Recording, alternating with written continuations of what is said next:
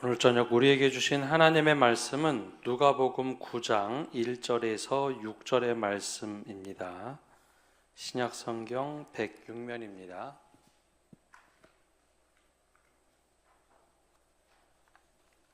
우리 누가복음 9장 1절에서 6절의 말씀 한 절씩 교독하겠습니다. 예수께서 12 제자를 불러 모으사 모든 귀신을 제어하며 병을 고치는 능력과 권위를 주시고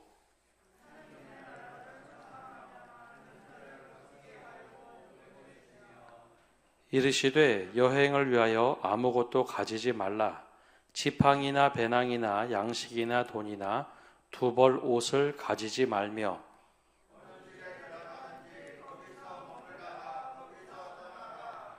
누구든지 너희를 영접하지 아니하거든 그 성에서 떠날 때에 너희 발에서 먼지를 떨어버려 그들에게 증거를 삼으라 하시니 제자들이 각 마을에 두루 다니며 곳곳에 복음을 전하며 병을 고치더라. 아멘. 요즘에 국제 정세를 보면 정글의 법칙처럼 보여집니다. 우크라이나가 나토에 가입한다는 이유로 러시아가 2년 전에 우크라이나를 침공을 했고, 또 중국은 자신들의 뜻대로 되지 않으니까 무역 공격이나 관광객으로 동남아시아, 특별히 우리나라와 같은 나라들을 보복을 합니다. 그뿐만 아니라 일본은 미국에 찰싹 달라붙어서 잃어버린 20년을 찾고자 노력도 하고 있고, 미국은 우리가 너무나 잘 알고 있는 것처럼 트럼프가 대통령이 되면서 관세 폭탄을 캐나다, 유럽에 던지고 있습니다. 두 번째 아마 우리나라가 될 것 같다라고 계속해서 언론에 나옵니다. 각 나라별로 보면 서로 정치를 잘하는 것 같은데 국제 세계를 보면 완전히 정글의 법칙입니다. 강한 나라가 약한 나라들을 확 집어삼키는 것 같은 그런 상황입니다. 오랫동안 세계 균형을 맞추기 위해서 서로 공존하자, 잘 살아보자, FTA도 서로 맺어보고 WTO라든지 UN, 기후 협약들, 수많은 협약들을 통해서 지구촌에서 우리 국가를 이루면서 서로 잘 살아보자라고 했는데 이런 것들이 순식간에 다 무너져 버리는 상황입니다. 근데 이 근본적인 것을 좀 보면 나만 잘 되면 된다, 우리만 잘 살면 된다라고 하는 인간의 죄성에서 사실 이 모든 것이 출발합니다. 인간의 죄성은 자기 중심성이라고 얘기하죠. 성경에서 말하는 죄의 근본을 보면 하나님 중심이 아니라 내가 중심이 되는 것. 그래서 야고보는 이렇게 얘기합니다. 욕심이 잉태한 즉 죄를 낳고 죄가 장성한 즉 사망을 낳느니라. 그래서 오랫동안 어느 정도 세계의 균형과 질서를 맞추는가 했는데 이것이 순식간에 무너져 버렸습니다. 정글의 법칙처럼 돼버렸습니다. 약한 나라에서는 어떻게 하면 강대국에 조금 잘 비위를 맞춰서 지금 위기를 모면할 것인가 라고 생각하죠. 이것이 이제 우리가 살아가고 있는 세계의 하나의 질서입니다. 그러다 보니 이 정글의 법칙에서는 살아남기 위해서 경쟁해야 하고 다른 사람을 깎아내리거나 혹은 다른 생각을 가진 사람을 빨리 제압해야 된다라고 하는 법이 통용이 됩니다.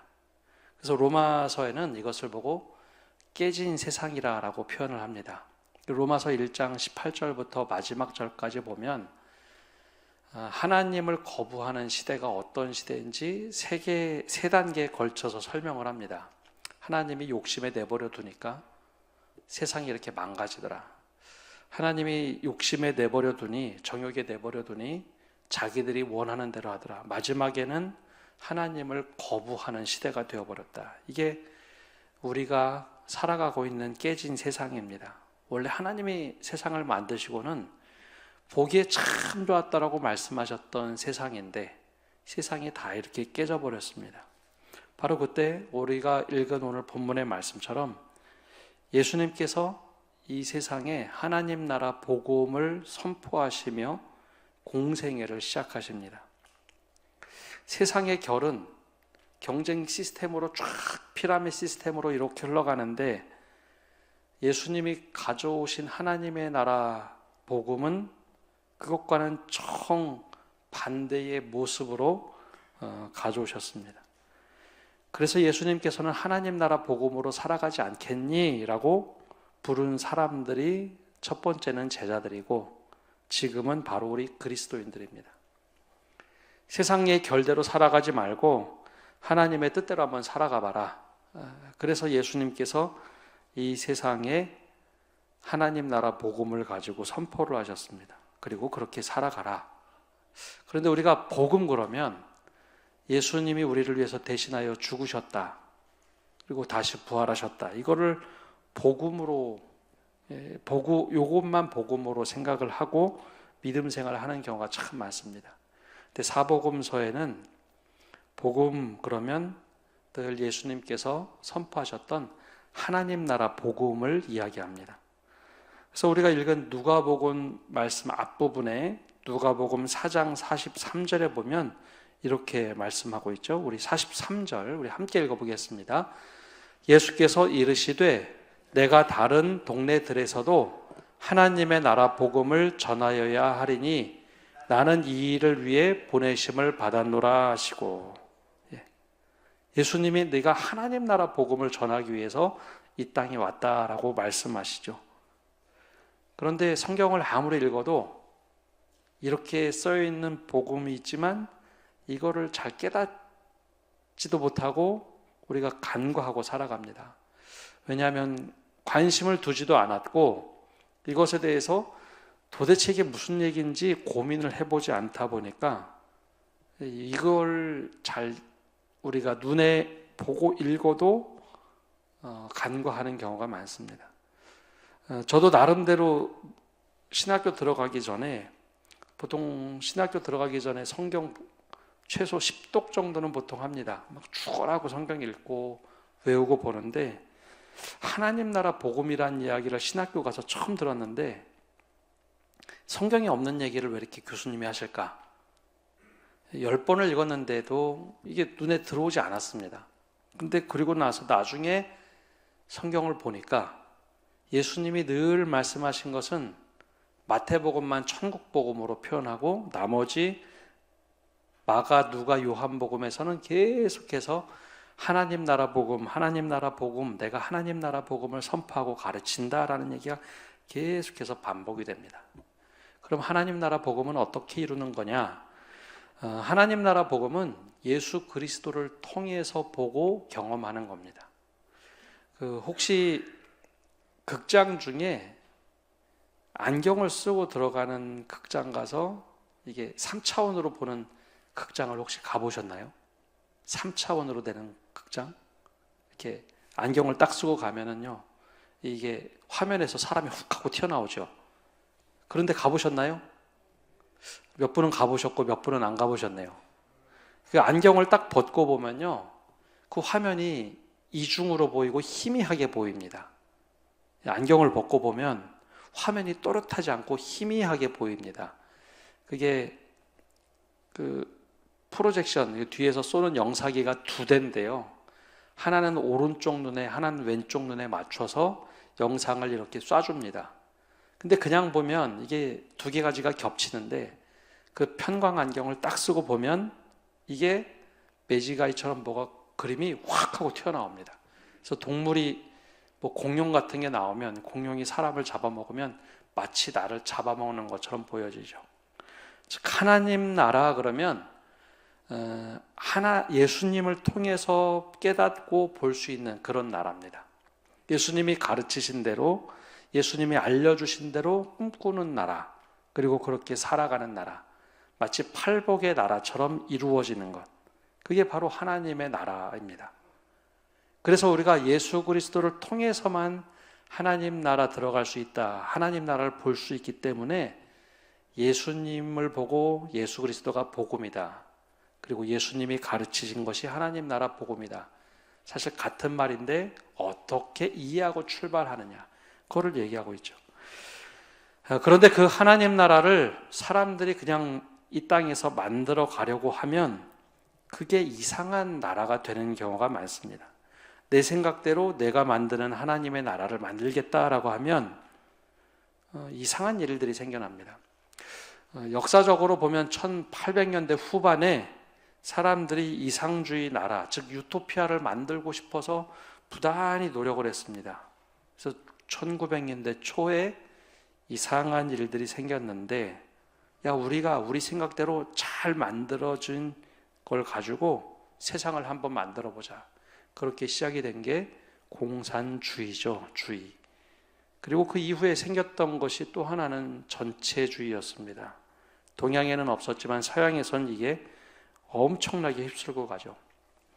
전체주의는 우리가 경험하지 못한 것이지만 어렴풋하게 상대적으로 경험했지만 강력한 지도자가 나타나서 야, 세상 어디에서도 경험할 수 없는 좋은 나라를 우리끼리 만들어 보자. 우리끼리 만들어 보자. 해서 다른 나라들이 우리나라를 넘보지 못하도록 다른 나라, 다른 생각을 가지고 있는 사람들 다 몰아내고 만들려고 했던 사람들이 바로 나치의 히틀러, 이탈리아의 무솔리니 그런 사람들이었죠. 전체주의는 실패가 됐습니다. 또 다른 것은 야, 사유재산은 금지하고 계급이 없는 유토피아를 한번 만들어보자. 그렇게 시작된 공산주의. 근데 그것도 어느 정도 가다 보면 늘 독재자가 나올 수밖에 없습니다. 그 체제를 지키기 위해서는 그런 독재자를 양산하고 러시아나 북한처럼 늘 한계에 다다르죠. 그래서 예수 없이 사람들이 이 땅에서 뭘 만들어 보려고 할 때 늘 이념적으로, 사상적으로 한계가 있다는 거죠. 근데 예수님께서 가르쳐 주신 그리고 선포하신 하나님의 나라는 예수님께서 행하시고 가르쳐 주신 삶의 그대로 적용을 할 때 우리 안에서 시작이 됩니다. 그리고 예수님이 재림할 때 완성이 됩니다. 그걸 누구를 통해서 이루도록 하셨느냐? 첫 번째는 제자들이고 두 번째가 바로 우리들 그리스도인들입니다. 그래서 여기 앉아 계신 모든 그리스도인이라고 부르는 우리들은 예수님께 특별히 위임받은 사람들입니다. 그냥 살아가지 말고 이 세상의 결과는 다르게 하나님의 나라를 꿈꾸며 하나님의 나라를 이루어가라라는 거죠. 그래서 우리가 늘 주님께서 가르쳐 주신 기도, 주기도문 제일 앞부분에 뭐라고 기도하나요? 하나님의 뜻이 하늘에서 이루어진 것 같이 땅에서도 이루어지게 하소서. 그게 바로 하나님의 나라가, 즉 하나님의 통치가 하늘에서 이루어진 것처럼 이 땅에서도 동일하게 이루어지게 해주십시오 라고 늘 기도를 하며 살아갑니다. 그러면 하나님의 나라는 어떤 곳이고 어떻게 이루어질 수 있을까? 오늘 말씀을 보면 이렇게 시작을 합니다. 1절과 2절 말씀 우리 함께 읽어보겠습니다. 1절과 2절입니다. 예수께서 12 제자를 불러 모으사 모든 귀신을 제어하며 병을 고치는 능력과 권위를 주시고 하나님의 나라를 전파하며 앓는 자를 고치게 하려고 내보내시며. 먼저 하나님의 나라를 선포하기 위해서 예수님께서 하신 것은 사람을 택하는 일이었습니다. 그걸 보고 우리는 제자들이라고 하죠. 사람을 택하시는 것. 주님의 사람을 택하신 후에 가르치시고 어떻게 살아가야 될지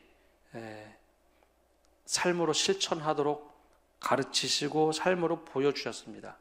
그래서 제자들이라고 하는 것은 예수님의 직접의 제자들을 말하지만 또 다른 말로는 안디옥에서 불렸던 예수를 따르는 사람들, 예수쟁이라고 해서 그리스도인이라고 불렸죠.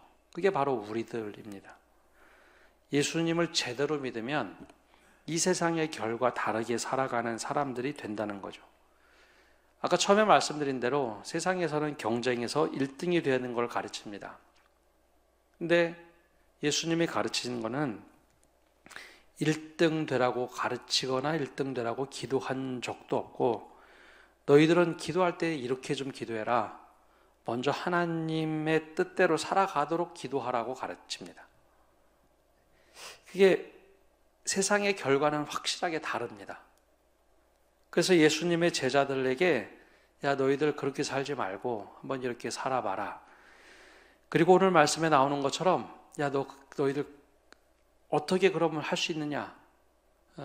마가복음이나 요한복음을 보면 둘씩 짝서서 한번 내보내죠. 너희들 한번 그렇게 살아봐. 가서 한번 실천해봐라.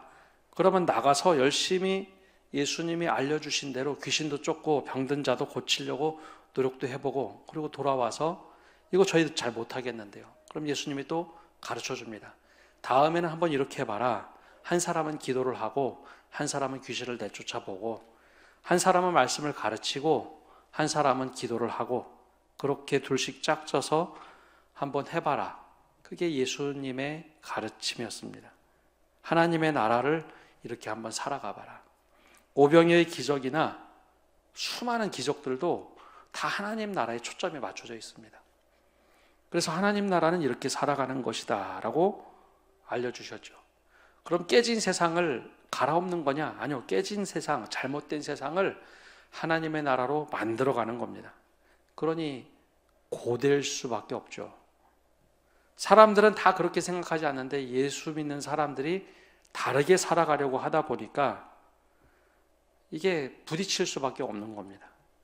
그래서 원래 신앙생활은 사도행전에 뭐라고 얘기했냐면 세상을 뒤엎는 사람들, 업사이드 다운이라고 하죠. 세상을 뒤집어 갈아엎는 사람들이라고 그리스도인들을 표현했습니다. 그래서 하나님의 나라를 만들어 가도록 부름받은 사람들이 여기 앉아 계신 분들입니다.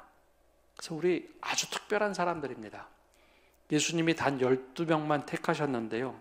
그 12명을 계속해서 반복해서 또 누군가 전도하고 또 누군가 하나님 나라 복음을 이어가도록 부름을 받고 전도해서 지금 우리까지 왔으니까 우리가 아주 특별한 사람들입니다. 그래서 내가 신앙생활 하고 있는 것에 대해서 좀 자부심을 느껴야 됩니다. 예수님께서 하실 일을 우리에게 위임하셨구나. 하나님 나라를 만들어가라 라고 하신 그 위임을 우리가 받은 사람들입니다.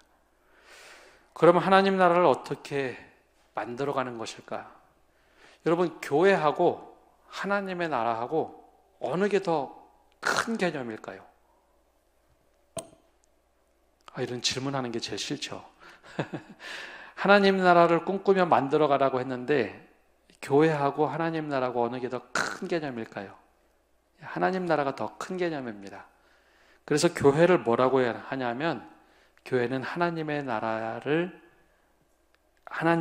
엑기스를 맛보는 곳. 하나님의 나라는 이런 곳이구나. 여기서 경험하고 밖에 나가서 하나님의 나라는 이렇게 살아가는 겁니다. 내가 교회에서 이것을 맛봤는데 이렇게 살아가는 겁니다. 예수님의 가르침대로 우리가 이렇게 살아가 왔는데 됩니다. 그리고 이야기하는 곳이 교회입니다. 근데 어느 순간부터 그 교회관이 사라졌어요.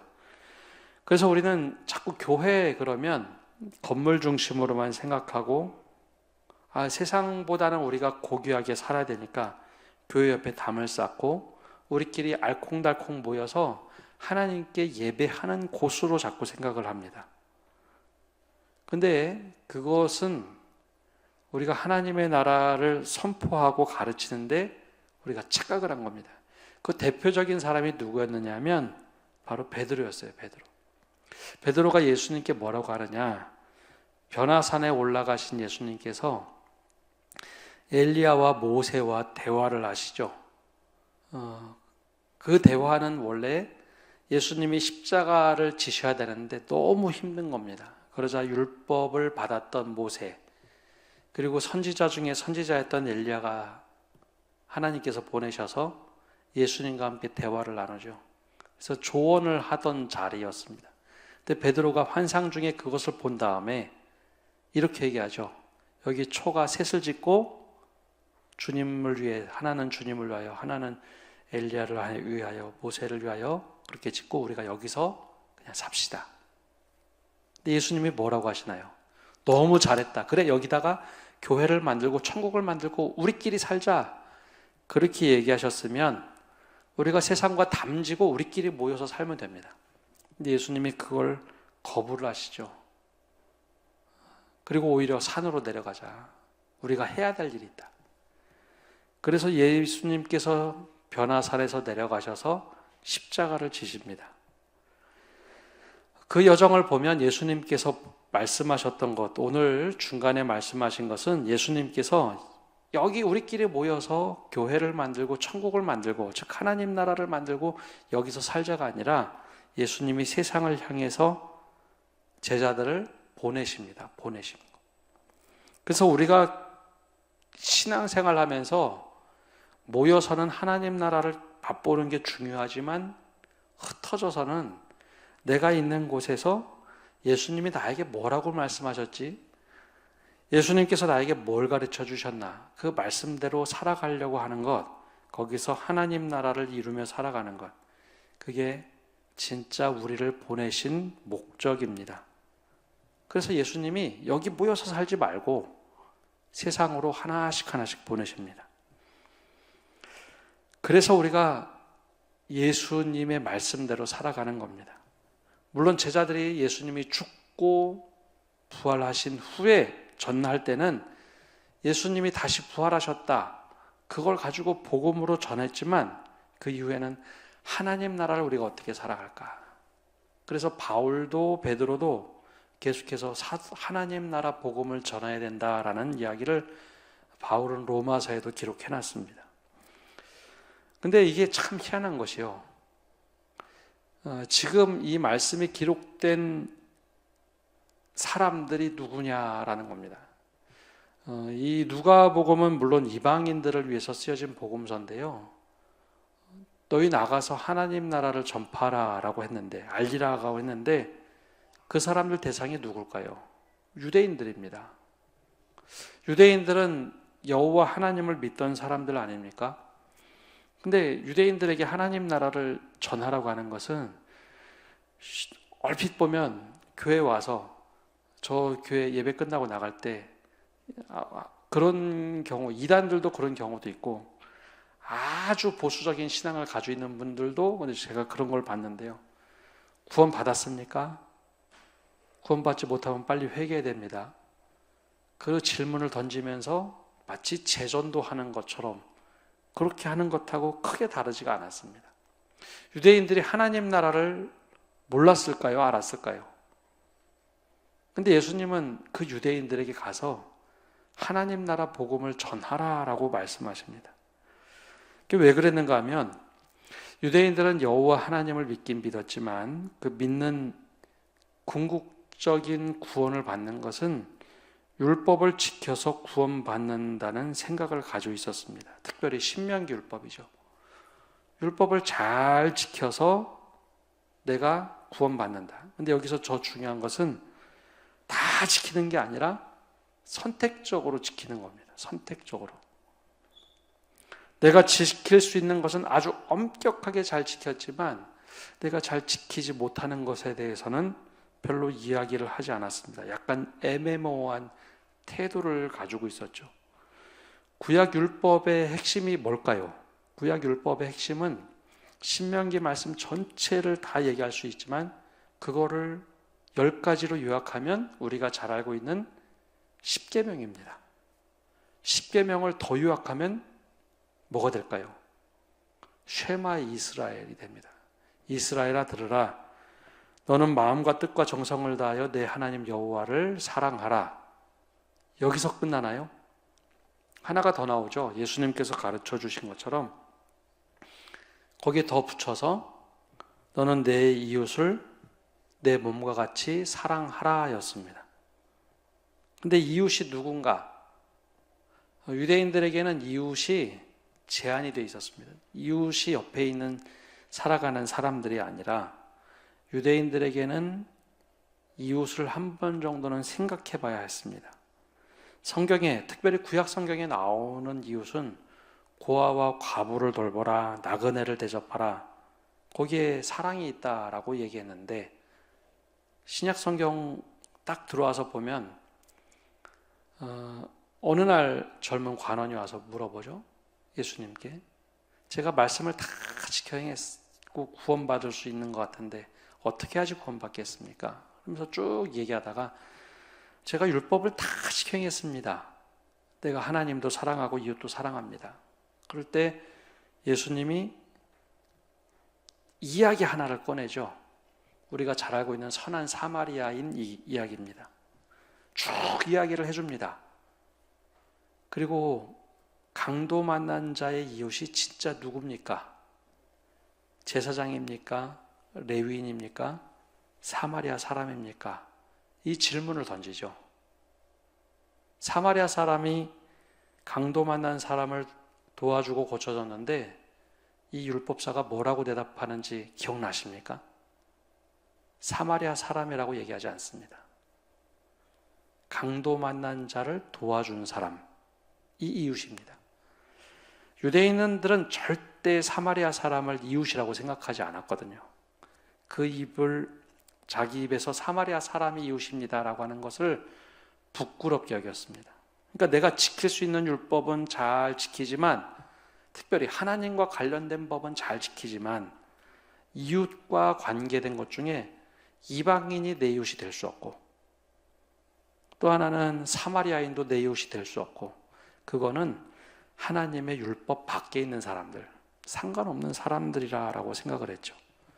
그러니까 하나님께서 만든 세상의 법칙과는 너무나 다른 겁니다. 그래서 예수님께서 하나님의 나라는 그런 게 아니다, 하나님의 나라는 이런 것이다 라고 가르쳐 주셨습니다. 그래서 예수님께서 유대인들에게 하나님 나라 복음을 가르쳐라. 그래서 하나님 나라 복음이 선포가 되면 그 일들이 일어나면 어떤 일들이 이루어졌을까요? 죄인들이 회개를 합니다. 저 사람들은 같이 상종 못할 사람들인데. 그리고 창녀들이 회개를 합니다. 그리고 상상할 수 없는 일들이 벌어지죠. 그래서 오늘 말씀에 보면 그 일들이 일어나는 겁니다. 하나님 나라 복음을 전할 때 어떤 일이 일어나느냐? 오늘 말씀 1절과 2절을 자세히 보면 하나님의 권능이 어떻게 나타나느냐? 모든 병을 고치는 능력과 권위를 주시고 모든 귀신을 제어하는 힘을 주셨다라는 거죠. 당시에는 그 귀신과 병이 있던 시대입니다. 근데 이게 왜 중요하냐면, 지난번에도 귀신 얘기를 해드렸는데요. 요즘엔 귀신 들린 사람 별로 못 보죠? 보신 적 있으십니까? 요즘엔 별로 못 보시죠? 예전엔 보셨나요? 예전엔 귀신 들린 분들이 이상하게 교회에 많았습니다. 교회에 오면 귀신 쫓는 일들이 많았는데요. 좀 이상한 것은 구약 성경에 귀신 들린 이야기가 별로 없죠. 신접한 얘기는 사울 나오는데요. 귀신 얘기가 별로 없습니다. 히브리인들은 그것에 대해서 별로 관심이 없었거든요. 근데 헬라인들은 귀신에 대해서 관심이 많았습니다. 그래서 헬라 시대가 되면 신약 성경에는 귀신 들린 사람이 굉장히 많이 나옵니다. 근데 귀신 들림이 뭘까요? 귀신 들린 것은 내 중심, 나 자아로 살아가는 것도 아니고 귀신에 붙들려서 살아가는 사람입니다. 그럼 하나님의 나라가 임하면 어떤 일이 벌어질까요? 귀신이 쫓겨나고, 이 귀신이 쫓겨나면 하나같이 어떤 일이 벌어졌느냐? 하나님을 찬미했다라는 말이 꼭 뒤에 따라 붙습니다.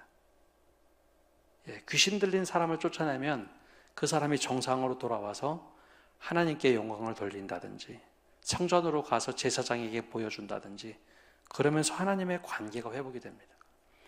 병에 대해서도 지금은 바이러스 때문에, 세균 때문에 병 걸린다, 우리가 과학의 세계에 대해서 열려 있으니까 그렇게 다들 이해를 하는데, 이 당시의 병은요, 병마라고 불렀습니다. 우리도 그렇게 표현하죠. 병마를 쫓아내 주십시오. 병마. 그게 하나의 귀신이 주어지는 병으로 이해를 했습니다. 그래서 병을 고친다라고 하는 것 중에는 병마가 들었기 때문에 이거를 쫓아낸다라는 개념이 있었죠. 그러면 어떤 일이 벌어지느냐?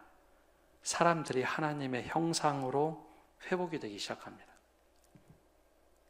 그래서 하나님의 나라가 임하면요, 사람이 사람답지 못하게 살던 사람들이 회복이 됩니다. 하나님께 가서 예배하고 하나님께 영광을 돌리고 그런 일들이 계속해서 일어나는 것을 성경이 보여주고 있죠. 하나님의 나라는 그런 겁니다. 그럼 지금은 어떨까요? 지금은 귀신 들림, 병 들린 것, 그것뿐만 아니라 곳곳에서 하나님의 형상대로 살지 못하는 사람들을 회복시키는 것, 그게 교회가 해야 할 일입니다. 그게 바로 하나님의 나라 복음이죠. 그래서 이걸 선교사들이 제일 많이 했습니다. 우리 대구에도 선교사들이 들어와서 제일 먼저 한 게 뭘까요? 교회도 세웠지만 재중원을 세우고 그리고 학교를 세웠죠. 사람이 사람답지 살지 못하는 모습을 보면서 너무 안타까운 겁니다. 그래서 여러분, 선교사면 교회만 세울 것 같았는데 아니요, 그렇게 하지 않았습니다. 병든 사람을 치료하는 것, 그러면서 그 사람이 사람답게 살아갑니다. 이 사람이 글을 모르는데 글을 제대로 가르쳐주고 성경을 읽도록 하는 것, 그리고 예배를 드릴 수 있도록 하는 것, 그래서 학교를 세웁니다. 그러면 그 사람이 눈에 띄어지면서 하나님의 형상대로 사람답게 살아갑니다. 그걸 말씀을 자꾸 보다 보면 이게 세상이 잘못됐구나, 이걸 좀 깨닫게 됩니다.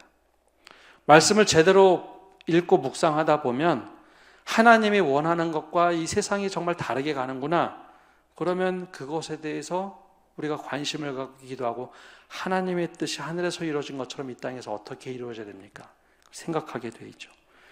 그래서 선교사들이 들어갔을 때 어떤 일이 제일 많이 이루어졌느냐? 바로 학교를 세우고 병원을 세웠습니다. 또 하나, 복음이 제대로 들어가니까 흑인들을 오랫동안 노예로 생각했는데 이 사람들은 사람의 탈을 쓴 동물이다라고 생각했는데 아니라는 거죠. 사람을 사람으로 보기 시작했습니다. 그래서 노예 제도를 폐지하도록 했고, 구한말에 특별히 우리나라도 그랬고 미국도 그랬는데요, 200년 전만 하더라도 여성에 대한 인권은 정말 처참했습니다.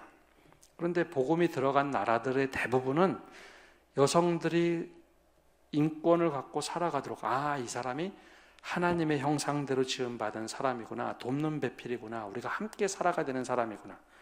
그래서 그 나라를 중심으로 여성의 인권이 강화가 됐습니다. 우리나라도 마찬가지죠. 구한말에 선교사들이 들어와서 제일 많이 한 것 중에 하나가 여성 교육이었습니다. 그래서 여성을 위한 학교도 참 많이 세웠고, 그리고 그렇게 하다 보니 여성들이 제일 먼저 빨리 바뀌기 시작을 했죠. 하나님의 나라 관점으로 보니까 이 세상이 이렇게 하면 안 되는구나.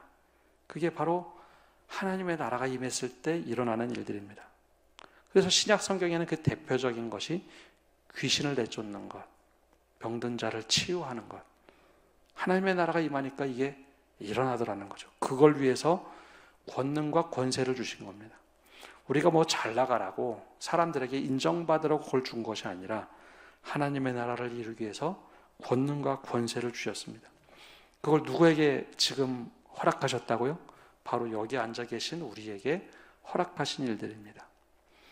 그래서 말씀을 자꾸 보고 예수님이 도대체 나에게 무엇을 말씀하시고 무엇을 가르치셨는가 자꾸 보면 세상이 달리 보여야 됩니다. 이 부분이 잘못됐구나, 혹은 이 부분이 깨진 세상이구나, 하나님이 보시기에 너무 기뻐하던 세상을 만들어가는 것, 그게 하나님의 나라를 선포하고 가르치는 겁니다.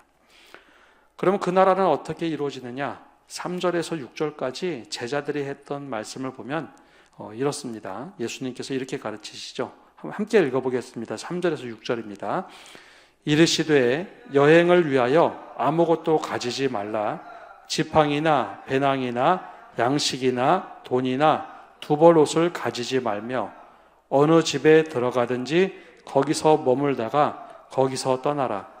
누구든지 너희를 영접하지 아니하거든 그 성에서 떠날 때에 너희 발에서 먼지를 떨어버려 그들에게 증거를 삼으라 하시니 제자들이 나가 각 마을에 두루다니며 곳곳에 복음을 전하며 병을 고치더라. 아멘. 이 말씀을 보면 우리가 선교하는 방식이나 전도하는 방식과는 사실 굉장히 다릅니다. 가서 복음을 전하되 너희들의 이야기에 환대하는 사람에게 복음을 전하라 라고 되어 있습니다.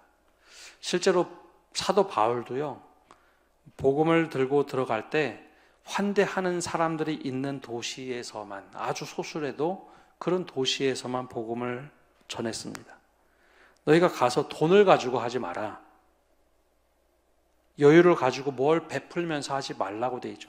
복음은 복음대로 전하되 그거를 받아들이는 사람들에게, 환대하는 사람들에게 복음을 전해라 라고 되어 있습니다. 그래서 이 전도학이나 이런 걸 가르칠 때는 내가 복음을 전했을 때 그 사람이 얼마나 수용성이 좋으냐, 그 사람들 중심으로 복음을 전하라 라고 되어 있습니다. 물론 다 반대하는 지역에 들어가면 물론 고난도 받고 힘듦이 있겠죠. 그럼에도 불구하고 복음을 전할 필요가 있는 지역이 있습니다. 그러나 이 말씀을 보면 또 거기 딱 들어가서 하나님의 나라에 대해서 이야기하고 복음을 전했는데 이 사람들이 반대한다면 나는 이 복음을 다 전했으니까, 주의 뜻대로 살았으니까 괜찮대, 임무는 다 했다. 그 대신 거기에 내가 이렇게 복음 전했다는 것을 증거를 삼도록, 야 여기 손 털고 나와라 라고 하는 게 이상하게 예수님의 가르침이었습니다. 그래서 사도 바울은 아무 데나 사실 가지 않았습니다. 사도 바울이 복음 전도할 때는 우리가 성경을 그냥 아주 꼼꼼하게 안 봐서 그렇죠. 꼭 도시로 가고 사람들이 많은 곳에 가서 복음을 전할 때 그곳에 한두 명이라도 반응을 하면 그 사람 집에 가서 복음을 전했습니다. 그럼 희한하게도 그 집에서 갑자기 복음이 팍 폭발을 합니다. 세례를 받던지 아니면 주변 사람들이 와서 복음을 듣고 우리가 어떻게 할까? 세례 달라고 해서 세례 베풀고 또 다른 지역으로 가고, 물론 반대자들이 있긴 하지만 계속해서 그러면서 하나님의 나라가 성장을 했죠. 무럭무럭 이루어지기 시작합니다. 그래서 예수님께서 하나님의 나라는 뭐라고 빗댔냐면 누룩과 같다라고 비유했습니다. 누룩과 같다. 물론 죄도 누룩과 같다라고 비유했지만 하나님의 나라는 한 사람이 이렇게 복음을 듣고 변화가 되면 그 주변이 이렇게 변화되는 누룩과 같다라고 했죠. 그래서 하나님의 나라의 특징을 보면 하나님의 나라 들어갔던 모든 사람들은 복음을 듣고 회심하는 사람들이었습니다. 아, 내가 이 삶의 방향이 잘못됐구나. 한번 바꿔보자. 그런 사람들에게 하나님의 나라가 임했습니다. 그리고 하나님의 나라는 뭐 막 싸워서 이루는 게 아니라 의와 평강과 희락이 넘치는 것. 하나님의 공의도 있고 하나님의 평강이 있고 기쁨이 막 넘쳐나는 것. 그곳이 바로 교회가 되어야 합니다. 아, 우리가 여기서 경험하고 얼마나 행복한지를 세상에 나가서 이렇게 살아보니 되더라. 그리고 하나님의 나라는 계속 제자들에게 말씀하신 것처럼 어떤 힘으로 이루어지는 게 아니라 섬김과 겸손으로 이루어졌습니다. 그리고 능력이 나타나서 사람들이 회복되고 하나님의 능력이 나타났죠. 이게 바로 하나님의 나라 복음입니다. 여러분, 이 일을 위해서 우리를 부르신 겁니다. 그래서 내가 있는 곳에 교회뿐만 아니라 가정에서, 내가 있는 곳에서 하나님이 지금 여기 계시다. 하나님이 여기 계시니까 내가 그런 공간, 그런 관계를 만들어 갈 때 하나님께서 놀랍게 세상을 바꿔가실 겁니다. 그러던 어느 날 주님이 재림하시면 그게 완성되는 것이 하나님의 나라입니다. 이 복음을 가지고 모든 성도님들이 아, 맞아, 내가 다른 것이 아니라 이 부르심 따라서 한번 살아보자 결단하시는 성도 여러분 되시기를 바랍니다. 기도하겠습니다. 사랑의 주님, 오늘도 저희가 주님 앞에 나와서 말씀을 듣고 나갑니다. 예수님께서 선포하셨던 하나님의 나라 복음을 우리가 그대로 듣고 그 복음을 가지고 살아가게 하여 주시옵소서. 회개함으로 복음을 듣고 변화될 때 세상이 얼마나 잘못된 길로 가고 있는지 깨닫게 하시고, 우리가 있는 곳에서 주님의 부르심을 따라 또 주님께서 보내신 곳에서 하나님 나라를 이루어갈 수 있는 저희가 되게 하여 주시옵소서. 주님께서 우리에게 가르치시고 깨닫게 하시고 일러주셨던 그 말씀대로 살아갈 때 우리가 있는 가정이, 우리가 있는 교회가, 우리가 있는 동네가, 우리가 있는 직장이 변화되고 하나님의 은혜가 차고 넘치는 하나님의 나라가 되게 하여 주옵소서. 예수님의 이름으로 기도합니다. 아멘.